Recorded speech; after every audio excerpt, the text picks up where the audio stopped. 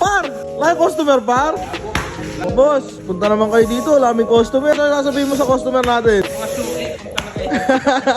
So tapos na nga yung unang sasakyan natin ngayong araw from Atmosphere for the regular fleet maintenance. So meron naman tayo dito, Ford Escape. Po si Madam the other day sa local Filipino Facebook group natin. Hanap siya ng reliable na mechanic. She decided to bring her car here. Pinapacheck nga niya yung car niya kasi may naririnig daw siyang maingay. We found out na yung shock absorber is blown na. We check yung pangilalim at yung squeaky noise na nanggagaling. Sway bar bushing is also worn out as well as yung stabilizer link is worn out na rin. So papalitan natin lahat ng piyesa na yan today. Do a wheel alignment. Connect na rin natin yung harapan. Fronts are okay so walang papalitan doon. Si Bossing may oil change siya dito. Ang oil change nga pala natin sa Triple J's mga kapatid, $79 includes up to 5 liters of oil and commonly used oil filter. So pag kailangan nyo ng oil change, dali nyo lang dito. We top off your fluids as well. I-check namin yung suspension, steering, at nang pwede natin i-check visually to make sure na yung sasakyan nyo is in good running condition. So meron naman tayo dito mga kapatid. Toyota Highlander, kabibili lang ni Bossing. Meron daw siyang slight misfire na nararamdaman. We'll check that out later after nito. Isang Highlander naman natin dito na pinapalitan natin ng AC compressor. AC compressor niya. Ikakabit natin yan mamaya. Tatapusin ni Bossing yan. Susunod niya yung GMC terrain. Mailabas din natin yung mga yan today.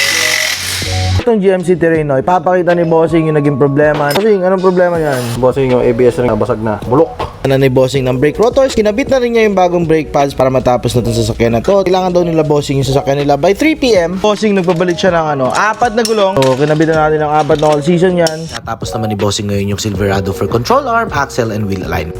Naman tayo ditong Honda Accord dahil may mga maingay daw sa pangilalim so pinapacheck ni customer kung ano yung mga kailangan palitan. Upper has played as well. And to wrap up our day, we have a Ford F250 for transmission filter service and output shaft seal replacement. So yun nga mga kapatid, another day, another Triple J's day. Thank you for watching. We'll see you on the next one. Charish, boom.